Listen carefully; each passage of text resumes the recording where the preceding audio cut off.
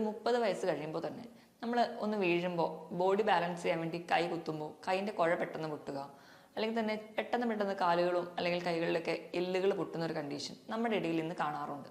ഇതല്ലാതെ മറ്റു പല രോഗങ്ങൾ കൊണ്ടും ഓസ്റ്റിയോപോറോസിസ് ഉണ്ടാവാം. ചില മരുന്നുകൾ, പ്രത്യേകിച്ച് സ്റ്റിറോയിഡൊക്കെ കണ്ടിന്യൂസ് ആയിട്ട് കഴിക്കുന്നതിന്റെ ഭാഗമായിട്ട് ഓസ്റ്റിയോപോറോസിസ് ഉണ്ടാവുന്നതായിട്ട് കാണാം. ചെറുപ്പകാലത്ത് തന്നെ ഇലക്കറികൾ കഴിക്കാത്തവരിലാണ് പിന്നീട് ഈ ഓസ്റ്റിയോപോറോസിസ് പോലെയുള്ള കണ്ടീഷൻസ് വരുന്നത് കോമൺ ആയിട്ട് നമുക്ക് കാണുന്നത്. ഇതിനോടൊപ്പം തന്നെ പുകവലി, മദ്യപാനം പോലെയുള്ള ദുശീലങ്ങൾ ഉള്ളവരാണെങ്കിൽ അത് നിർത്തുക. അതുപോലെ തന്നെ നമുക്ക് ഭക്ഷണത്തിൽ നിന്ന് വൈറ്റമിൻ ഡി കിട്ടുന്നത് വളരെ കുറവാണെന്ന് എപ്പോഴും നമ്മൾ ഓർക്കണം. മാക്സിമം അതിൽ നിന്ന് കിട്ടുന്ന മുട്ടയുടെ മഞ്ഞയിൽ നിന്ന് മാത്രമാണ് വൈറ്റമിൻ ഡി കിട്ടുക. ഇങ്ങനെയൊക്കെ ചെയ്താൽ നമ്മുടെ ശരീരത്തിന്റെ ആരോഗ്യം മെയിൻറ്റെയിൻ ചെയ്യുകയാണെങ്കിൽ ഒരു പരിധി വരെ ഓസ്റ്റിയോപോറോസിസ് മാത്രമല്ല പല രോഗങ്ങളും നമുക്ക് അകറ്റി നിർത്താൻ പറ്റും.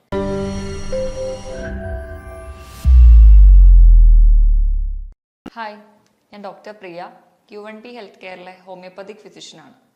പണ്ട് നമ്മുടെ ഇടയിലൊക്കെ ചെറിയ വീഴ്ചകളിലൊക്കെ ഒടിവ് കോമൺ ആയിട്ട് കാണാറുണ്ടായിരുന്നില്ല. പക്ഷേ ഇന്ന് ഒരു 30 വയസ്സ് കഴിയുമ്പോൾ തന്നെ നമ്മൾ ഒന്ന് വീഴുമ്പോൾ ബോഡി ബാലൻസ് ചെയ്യാൻ വേണ്ടി കൈ കുത്തുമ്പോൾ കൈയിൻ്റെ കുഴ പെട്ടെന്ന് പൊട്ടുക, അല്ലെങ്കിൽ തന്നെ പെട്ടെന്ന് കാലുകളും അല്ലെങ്കിൽ കൈകളിലൊക്കെ എല്ലുകൾ പൊട്ടുന്ന ഒരു കണ്ടീഷൻ നമ്മുടെ ഇടയിൽ ഇന്ന് കാണാറുണ്ട്. ഈ കണ്ടീഷനെയാണ് നമ്മൾ ഓസ്റ്റിയോപോറോസിസ് എന്ന് പറയുന്നത്. ഇന്ന് നമുക്ക് എന്താണ് ഓസ്റ്റിയോപോറോസിസ്, എന്തുകൊണ്ടാണ് ഇത് പ്രധാനമായിട്ടും ഉണ്ടാകുന്നതെന്നും നമുക്ക് ഒരു പരിധി വരെയൊക്കെ എങ്ങനെ നമ്മുടെ ഭക്ഷണത്തിൽ മാറ്റം വരുത്തുന്നതിലൂടെ മാനേജ് ചെയ്യാം എന്നും നോക്കാം. എന്താണ് ഓസ്റ്റിയോപോറോസിസ്? നമ്മുടെ ശരീരത്തിലെ എല്ലുകൾ കട്ടിയില്ലാതെ സോഫ്റ്റായി പോയിട്ട് പെട്ടെന്ന് പൊട്ടുന്ന ഒരു കണ്ടീഷനെയാണ് നമ്മൾ ഓസ്റ്റിയോപോറോസിസ് എന്ന് പറയാറ്. ഇത് സ്ത്രീകളിലും അതുപോലെ തന്നെ പുരുഷന്മാരിലും കാണാറുണ്ട്. പക്ഷെ പ്രധാനമായും ആർത്തവവിരാമം വന്ന സ്ത്രീകളിലാണ് ഇത് കൂടുതലായിട്ടും കാണാറ്.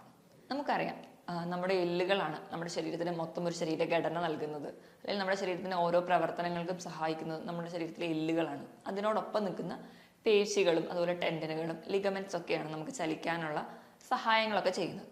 ഈ എല്ല് എന്ന് പറയുന്നത്, അല്ലെങ്കിൽ നമ്മുടെ എല്ലുകൾ ഉണ്ടാക്കിയിരിക്കുന്നത് കാൽസ്യം, ഫോസ്ഫറസ് പോലെയുള്ള ധാതുക്കൾ കൊണ്ടാണ്.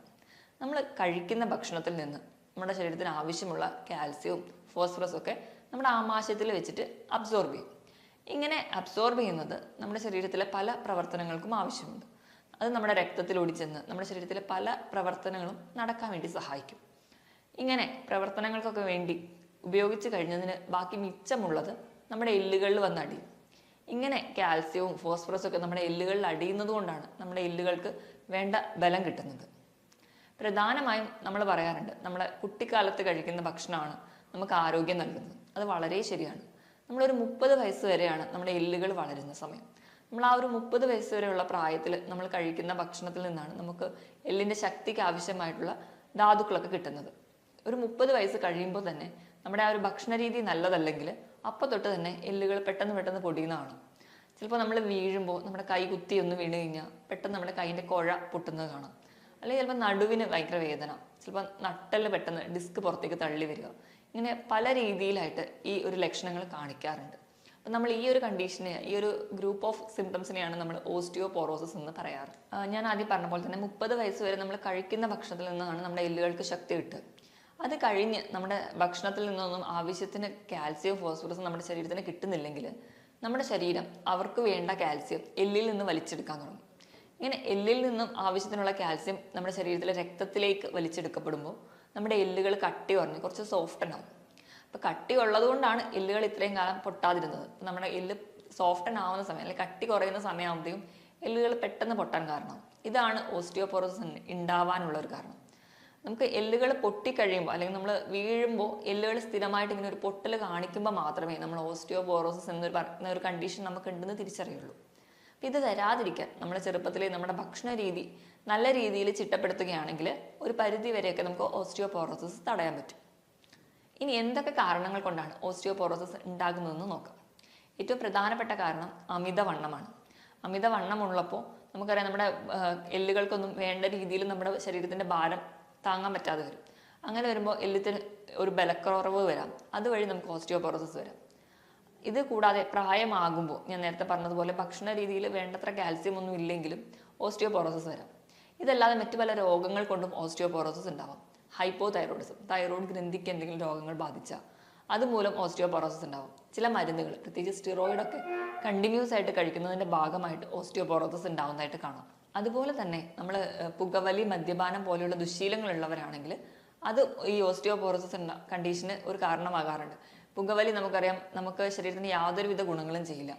നമ്മുടെ ശരീരത്തിലെ രക്തക്കൊഴലുകളൊക്കെ ചുരുങ്ങി പോകാൻ കാരണമാകുന്നത് ഈ പുകവലിയിലുള്ള നിക്കോട്ടിൻ എന്ന് പറയുന്ന കണ്ടന്റാണ്. ശരീരത്തിനും അതുപോലെ നമ്മുടെ എല്ലുകൾക്കും വേണ്ട രക്തമൊന്നും പമ്പ് ചെയ്യാൻ പറ്റാതെ വരിക. അങ്ങനെ വരുമ്പോൾ അതിൻ്റെ വളർച്ചയെ ബാധിക്കുക. അതുവഴി നമുക്ക് എല്ലുകളുടെ വളർച്ച കുറയുന്നതായിട്ട് കാണാം. ചില ജനിതക രോഗങ്ങൾ കൊണ്ട് ഉണ്ടാവാറുണ്ട്. അതുപോലെ നമ്മൾ ഹൈ കലോറി ഫുഡ് കഴിക്കുകയാണെങ്കിൽ, അതായത് നമ്മൾ മധുര പലഹാരങ്ങളും മധുര പാനീയങ്ങളൊക്കെ അധികം കഴിക്കുകയാണ്. അപ്പോൾ നമ്മൾ വേണ്ട രീതിയിൽ നമുക്ക് ശരീരത്തിന് ആവശ്യമായിട്ടുള്ള കാൽസ്യം ഒക്കെ കഴിക്കാതെ വരികയാണെങ്കിലും നമുക്ക് ഓസ്റ്റിയോപോറോസിസ് പെട്ടെന്ന് ഉണ്ടാവുന്നതായിട്ട് കാണാം. ഇതുപോലെ തന്നെ ആർത്തവവിരാമം വരുമ്പോൾ നമ്മുടെ ശരീരത്തിൽ സ്ത്രീകളുടെ കാണുന്ന ഹോർമോണാണ് ഈസ്ട്രോജൻ. ആർത്തവം നിൽക്കുന്നതോടെ ഈ ഹോർമോൺ കുറയുകയും ഇതുവഴിയും എല്ലിൻ്റെ കട്ടി കുറയുന്നതായിട്ട് കാണാം.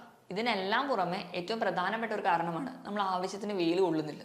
വെയിൽ കൊണ്ടില്ലെങ്കിൽ എങ്ങനെയാണ് ഓസ്റ്റിയോപോറോസിസ് വരുന്നത്? നമ്മൾ വെയിൽ കൊള്ളുമ്പോൾ നമ്മുടെ ശരീരത്തിൽ ഉണ്ടാകുന്ന വൈറ്റമിനാണ് വൈറ്റമിൻ ഡി. നമ്മുടെ ശരീരത്തിൽ നമ്മൾ എത്ര ഭക്ഷണത്തിലൂടെ കാൽസ്യം കഴിച്ചാലും അത് നമ്മുടെ ശരീരത്തിൽ ആഗീകരണം ചെയ്യണമെങ്കിൽ വൈറ്റമിൻ ഡി വേണം. അപ്പം നമ്മൾ ഇന്നത്തെ ഒരു ജീവിതശൈലിയിൽ നമ്മൾ ഫുൾ വെയിലൊന്നും കൊള്ളാതെ വണ്ടിയിൽ തന്നെ യാത്ര ചെയ്യുക, അല്ലെങ്കിൽ മുറ്റത്തൂടെ ഒന്നും ഇറങ്ങാതിരിക്കുക, അങ്ങനത്തെ ഒരു ലൈഫ് സ്റ്റൈലൊക്കെ ആകുമ്പോൾ നമുക്ക് വേണ്ടത്ര രീതിയിൽ വൈറ്റമിൻ ഡി കിട്ടാതെ വരും. വൈറ്റമിൻ ഡി കിട്ടാത്തത് കൊണ്ട് തന്നെ കാൽസ്യം ശരീരത്തിൽ ആവശ്യത്തിന് അബ്സോർബ് ചെയ്യാൻ പറ്റാതെ വരും.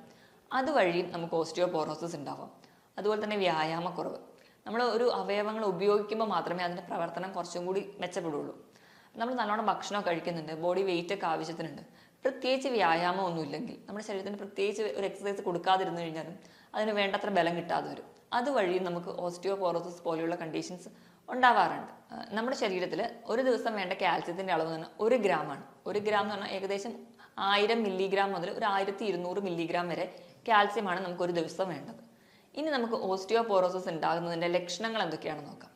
ഏറ്റവും പ്രധാന ലക്ഷണവും ഏറ്റവും കോമൺ ആയിട്ട് കാണുന്നത്, നമ്മൾ വീഴുമ്പോൾ ചെറുതായിട്ടൊന്ന് വീണാൽ പോലും പെട്ടെന്ന് അവിടെ ബാധിക്കുന്ന ആ ഒരു അസ്ഥികൾക്ക് അല്ലെങ്കിൽ സന്ധികൾ പൊട്ടുക.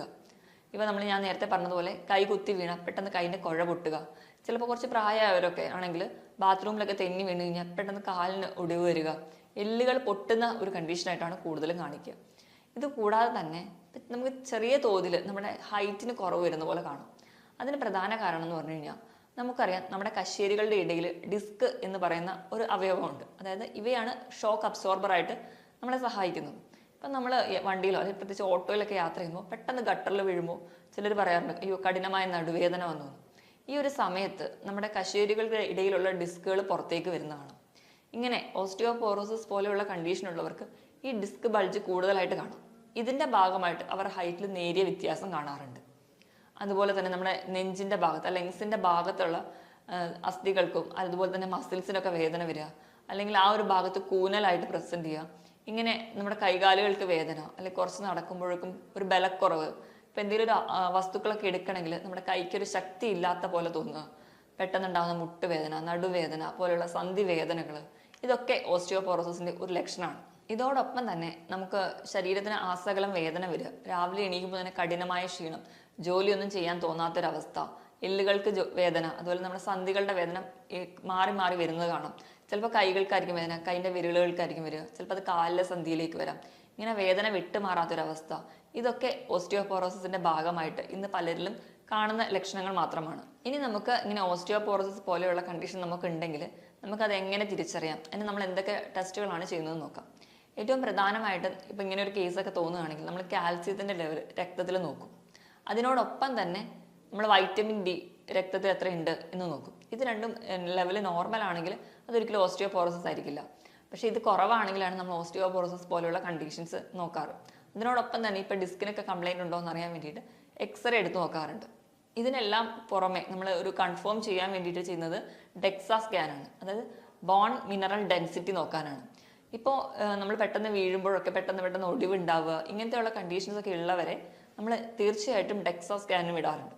അതുപോലെ തന്നെ 65 വയസ്സിന് ശേഷമുള്ളവർക്ക് വിട്ടുമാറാത്ത നടുവേദന, അതുപോലെ പെട്ടെന്നുണ്ടാകുന്ന ഒടിവുകൾ, ഇതൊക്കെ സ്ഥിരമായിട്ട് നിൽക്കുകയാണെങ്കിൽ അവരെ ഒന്ന് റൂൾ ഔട്ട് ചെയ്യാൻ വേണ്ടി തന്നെ ഒരു 65 വയസ്സിന് ശേഷം എല്ലാവർക്കും തന്നെ ഇന്ന് ഡെക്സാ സ്കാൻ എടുക്കുന്നുണ്ട്. അപ്പം ഇതിലൂടെ നമുക്ക് ബോണിൻ്റെ മിനറൽ ഡെൻസിറ്റി കണ്ടുപിടിക്കാനും പറ്റും. അതുവഴി നമുക്ക് ഓസ്റ്റിയോപോറോസിസ് ആണോ എന്ന് ഉറപ്പുവരുത്താനും പറ്റും. ഇനിയിപ്പോൾ ഓസ്റ്റിയോപോറോസിസ് ആണെങ്കിൽ തന്നെ നമുക്കത് എങ്ങനെയൊക്കെ മാനേജ് ചെയ്യാമെന്ന് നോക്കാം. ഏറ്റവും പ്രധാനമായിട്ട് നമ്മുടെ ജീവിതശൈലിയിലൊക്കെ വരുത്തേണ്ട മാറ്റങ്ങൾ എന്തൊക്കെയാണെന്ന് നോക്കാം. അപ്പോൾ നമ്മൾ കഴിക്കുന്ന ഭക്ഷണം, അതിൽ വരുത്തേണ്ട മാറ്റങ്ങൾ ആദ്യം നമുക്ക് നോക്കാം. ഞാൻ പറഞ്ഞതുപോലെ 30 വയസ്സ് വരെയാണ് നമ്മുടെ എല്ലുകളൊക്കെ വളർച്ച പൂർണ്ണമാകുന്നത്. ഈ ഒരു കാലയളവിൽ മാക്സിമം കാൽസ്യം അടങ്ങിയ ഭക്ഷണങ്ങൾ, ഫോസ്ഫറസ് അടങ്ങിയ ഭക്ഷണങ്ങൾ കൂടുതലായിട്ട് കഴിക്കുക. നമുക്കറിയാം ഒരു ദിവസം നമുക്ക് വേണ്ടത് 1000 മുതൽ 1200 മില്ലിഗ്രാം കാൽസ്യമാണ്. അപ്പം നമ്മൾ കാൽസ്യം വേണമെന്ന് പറയുമ്പോൾ തന്നെ നമ്മൾ ഒരു ഗ്ലാസ് പാല് കുടിച്ചാൽ മതി എന്ന് വിചാരിക്കും. പക്ഷെ ഒരു ഗ്ലാസ് പാലിൽ വെറും 300 മില്ലിഗ്രാം മാത്രമേ കാൽസ്യം അടങ്ങിയിട്ടുള്ളൂ. അപ്പം ഒരു ഗ്ലാസ് പാല് കുടിക്കുന്നതുകൊണ്ട് മാത്രമാവില്ല. അതിനോടൊപ്പം തന്നെ ധാരാളം ഇലക്കറികൾ കഴിക്കുക. അതുപോലെ തന്നെ നമുക്ക് അല്ലാതെ തന്നെ കാൽസ്യം അടങ്ങിയ ചെറിയ ചെറിയ മത്സ്യങ്ങൾ കഴിക്കാം.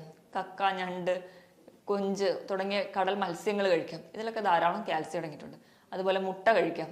അതുപോലെ തന്നെ പാലിൻ്റെ ഐറ്റംസ് ആയിട്ടുള്ള തൈര്, മോര് തുടങ്ങിയ ഭക്ഷണങ്ങൾ സ്ഥിരമായിട്ട് ഉൾപ്പെടുത്തുകയാണെങ്കിൽ ഒരു പരിധി വരെയൊക്കെ നമുക്ക് കാൽസ്യം നമ്മുടെ ശരീരത്തിന് ലഭിക്കുന്നതാണ്. പ്രത്യേകിച്ച് നമുക്കറിയാം കുട്ടികളൊക്കെ ഇലക്കറികൾ കഴിക്കാൻ ഭയങ്കര മടിയായിരിക്കും. ഇങ്ങനെ ചെറുപ്പകാലത്ത് തന്നെ ഇലക്കറികൾ കഴിക്കാത്തവരിലാണ് പിന്നീട് ഓസ്റ്റിയോപോറോസിസ് പോലെയുള്ള കണ്ടീഷൻസ് വരുന്നത് കോമൺ ആയിട്ട് നമുക്ക് കാണുന്നത്. ഇതിനോടൊപ്പം തന്നെ പുകവലി, മദ്യപാനം പോലെയുള്ള ദുശീലങ്ങൾ ഉള്ളവരാണെങ്കിൽ അത് നിർത്തുക.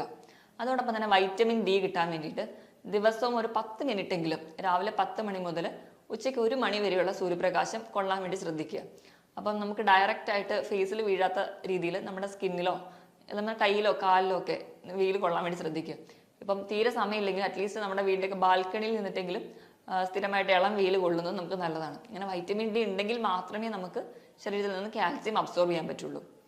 അമിത വണ്ണമുള്ളവരൊക്കെ ആണെങ്കിൽ ശരീരഭാരം നിയന്ത്രിക്കാൻ വേണ്ടി ശ്രദ്ധിക്കുക. നമുക്ക് ആവറേജ് വേണ്ട ബോഡി വെയിറ്റ് എത്രയാണെന്ന് കാൽക്കുലേറ്റ് ചെയ്ത് അതിനനുസരിച്ച് മാത്രം ബോഡി വെയിറ്റ് കൊണ്ടുപോകാൻ വേണ്ടി ശ്രദ്ധിക്കുക. ഓവർ വെയിറ്റ് ഒക്കെ ഉള്ളവരാണെങ്കിൽ സ്ഥിരമായിട്ട് നമുക്ക് വ്യായാമം ചെയ്യുക. നമ്മുടെ ഹാർട്ട് റേറ്റ് കൂടുന്ന രീതിയിലുള്ള വ്യായാമങ്ങൾ ചെയ്യാം. എയറോബിക് എക്സസൈസുകൾ ചെയ്യാം, ജോഗിങ് ചെയ്യാം, നീന്തൽ, അതുപോലെ തന്നെ സൈക്ലിംഗ് തുടങ്ങിയ വ്യായാമങ്ങൾ സ്ഥിരമായിട്ട് ചെയ്യാം. ആഴ്ചയിൽ 5 ദിവസമെങ്കിലും 45 മിനിറ്റ് മുതൽ 1 മണിക്കൂർ വരെ സ്ഥിരമായിട്ട് വ്യായാമം ചെയ്യുകയാണെങ്കിൽ നമുക്കൊരു പരിധിവരെ എല്ലുകളുടെ ബലവും കൂടാൻ പറ്റും. അതുപോലെ തന്നെ നമ്മുടെ ശരീരഭാരം നിയന്ത്രിക്കാനും പറ്റും. അപ്പം ഞാൻ ഈ പറഞ്ഞ രീതിയിലെല്ലാം ഭക്ഷണം കൂടുതലായിട്ട് ശ്രദ്ധിച്ച് കഴിക്കാൻ വേണ്ടി ശ്രദ്ധിക്കുക. അതുപോലെ തന്നെ നമുക്ക് ഭക്ഷണത്തിൽ നിന്ന് വൈറ്റമിൻ ഡി കിട്ടുന്നത് വളരെ കുറവാണെന്ന് എപ്പോഴും നമ്മൾ ഓർക്കണം. മാക്സിമം അതിൽ നിന്ന് കിട്ടുന്ന മുട്ടയുടെ മഞ്ഞയിൽ നിന്ന് മാത്രമാണ് വൈറ്റമിൻ ഡി കിട്ടുക. മാക്സിമം നമ്മൾ വെയിൽ കൊള്ളുക. അതുപോലെ തന്നെ ദിവസം ഒരു 2 മുതൽ 3 ലിറ്ററോളം വെള്ളം കുടിക്കുക. ഇങ്ങനെയൊക്കെ ചെയ്താൽ നമ്മുടെ ശരീരത്തിൻ്റെ ആരോഗ്യം മെയിൻറ്റെയിൻ ചെയ്യുകയാണെങ്കിൽ ഒരു പരിധി വരെ ഓസ്റ്റിയോപോറോസിസ് മാത്രമല്ല പല രോഗങ്ങളും നമുക്ക് അകറ്റി നിർത്താൻ പറ്റും. മറ്റൊരു ഹെൽത്ത് ടോപ്പിക്കുമായിട്ട് വീണ്ടും കാണുന്നത് വരെ നന്ദി.